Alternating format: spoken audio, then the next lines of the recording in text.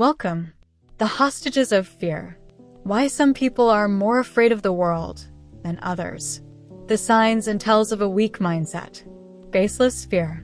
The thing about fear is that it has various reasons why people are afraid of something.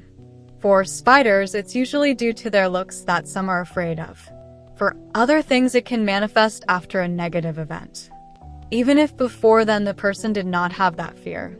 Like driving a car after experiencing a car crash. There are many other examples, but that's not the point now. What we're talking about here is a learned, but not experienced fear, usually due to someone else having a negative experience with that something and relaying it to the other person. Think of older people and children. The correlation usually goes like so. The longer the years lived, the more experience one has. Hence their knowledge is more valid. Just because, give it a moment. We're talking about relaying experience, especially a negative one, of one single individual as something objective, and that it should be taken as the utmost gospel truth. Why? Just because.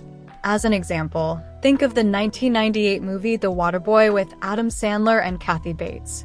The mother uses fear to control her slightly intellectually challenged son to be afraid of the world, because she does not wish for her boy to get hurt, which is understandable. However, there are better ways to do it. Not the point here now. The point is that the child believes his mother to be absolutely right, because the information provided comes from a very influential on the child's life source, the mother. That is why the boy grows up believing in the things he does, until shown otherwise. The psychology behind this scenario is that it is possible to learn a baseless fear when it is provided from a powerful source, especially if the source is somebody older, more experienced, and considered wiser. The biggest problem with the learned baseless fear is that it can probably, most certainly will, become a hindrance later in a person's life. But it is not and will not be perceived as such, because it is the holy truth and therefore it cannot possibly be wrong. A real-life case study will explain more in a moment.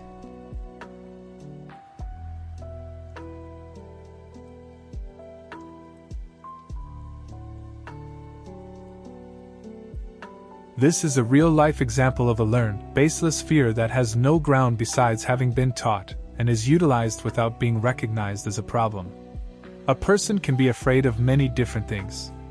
The way people become afraid of things varies from person to person. In some cases, it can be a learned, baseless fear, told, but not experienced. For instance, when a guardian will tell a child to keep their guard up 24/7 because evil lurks on every corner. What does that entail, exactly? It means that the child will grow up to be afraid of the world, because bad things can happen at any moment and thus, one should be always prepared for it. What that creates is a constant state of subconscious fear, also can be called as paranoia, making the person say and do, at the times, rather ridiculous things, without them even realizing it. An example of such would be of a young woman, in her 30s, visiting a beauty salon. Because she was taught to never let her guard down at some point, she assumed that her hairstylist, who is a heterosexual male, will sexually assault her. In the middle of a hair salon, with other clients and staff members present, and with no secret doors or passages anywhere in sight. It is only fair to mention that no assault took place that day. Or any day. Otherwise, this case study would be much more like a Sherlock Holmes case. What made the woman consider harassment in the first place, you ask? She mentioned how the stylist leaned in a little closer to ask her a question about what length the cut should be while washing her hair. Apparently that was the signal to sound the alarms inside her mind. It's no surprise for a woman to be afraid of sexual harassment or assault. The terrible things do happen. There is no denying it. However, perhaps not in the middle of a prestigious hair salon that's booked weeks in advance, in the middle of a workday. A single hairstylist is no Weinstein. If even one harassment case had occurred at some point, the whole salon would have been shut down ages ago.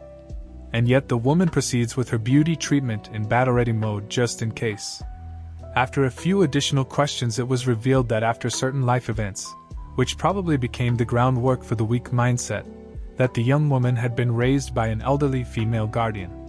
The guardian had used her own previous experiences as objective facts to teach the young woman about life.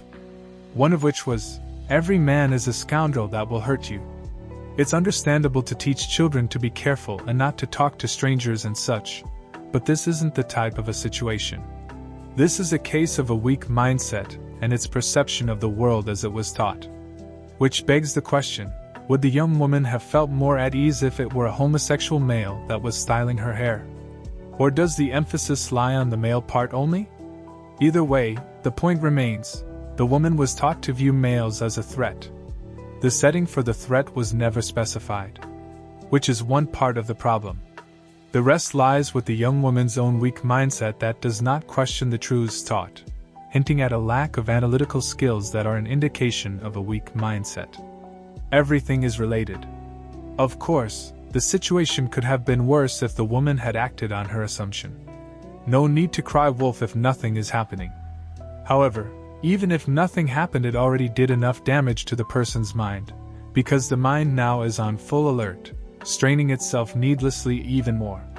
When a person grows up to believe every truth that they are told as objective knowledge, it is a sign that the person's mind did not mature properly. As a result, the mind remains in a childlike weak mindset, making it easier for the fear to control the person and their life. The side effect of this: the mind is in a state of constant standby, fearing that something might happen at any moment, thus exhausting itself, which in turn impedes on the other functions of the mind. Sadly, the person who is controlled by such a fear does not recognize the problem as a problem. In cases like these, it becomes rather difficult for the person to not exaggerate life events or listen to reason. The mindset does not change even if nothing scary ever happens to the person, all because the fear is so deeply rooted into the mind of the person.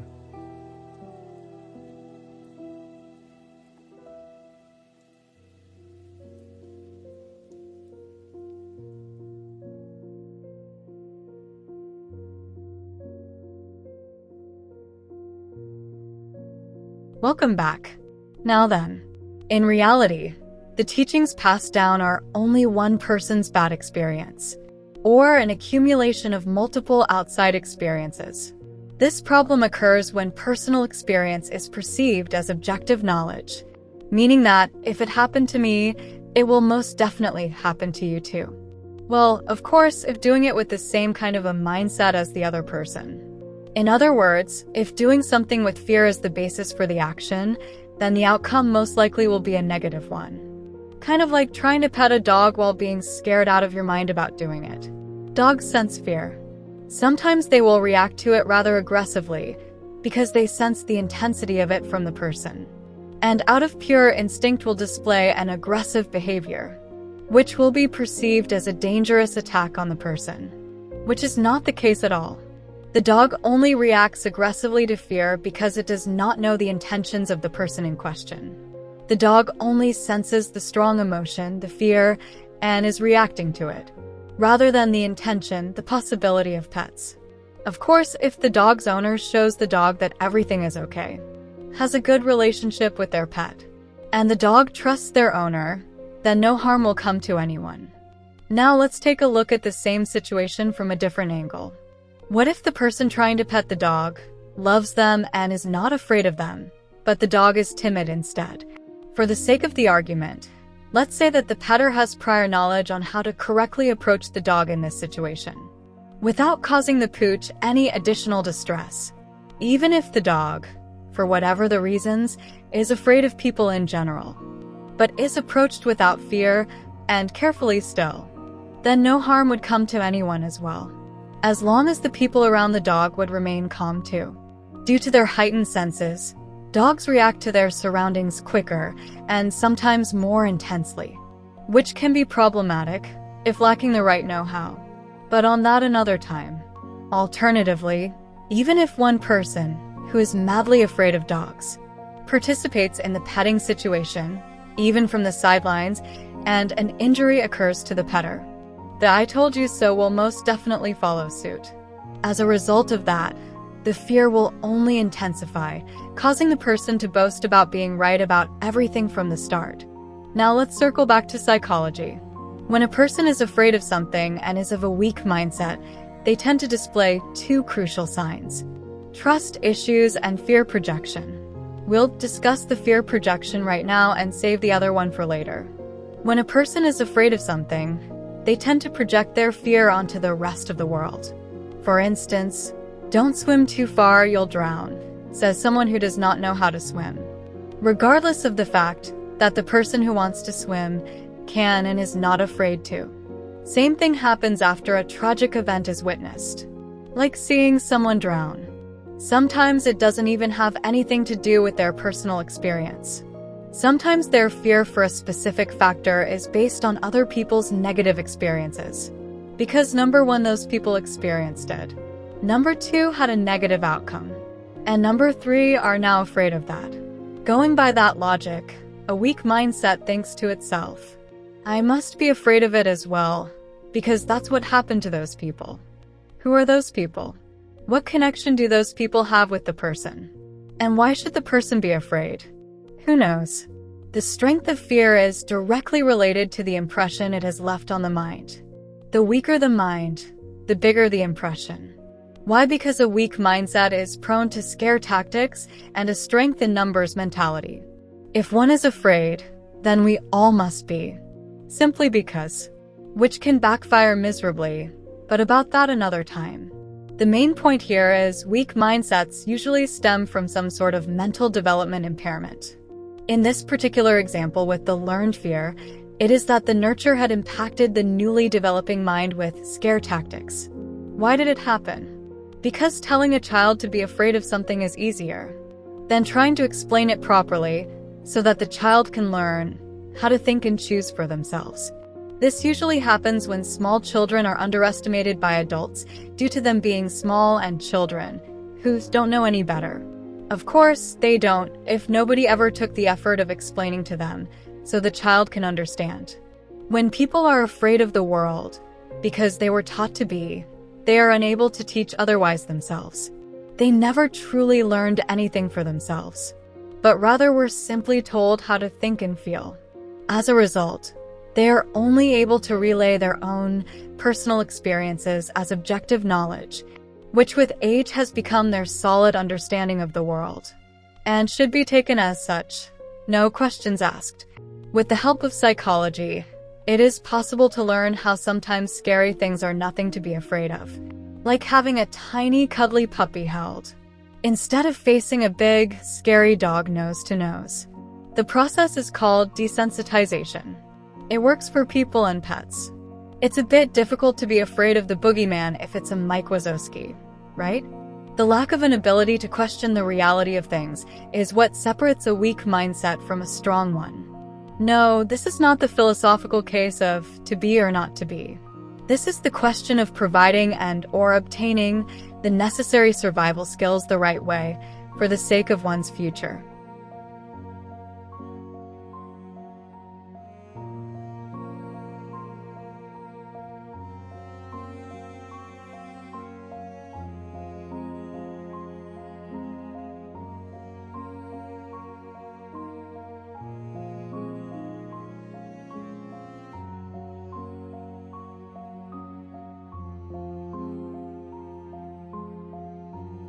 You have reached the end of this post. Thanks for listening. Stay tuned for more, and always remember, mental health is important. Take care.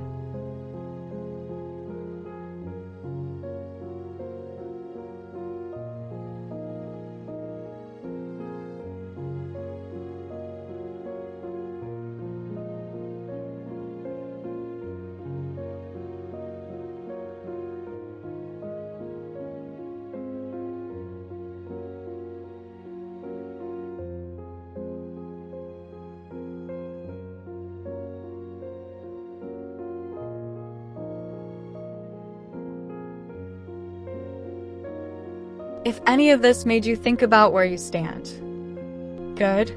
That's where change begins. Sometimes we don't need answers, just the right kind of questions. And if you ever feel like you could use a place to pause, reflect, or just figure things out, you'll find a few ideas waiting for you at the Jazz of Psychology.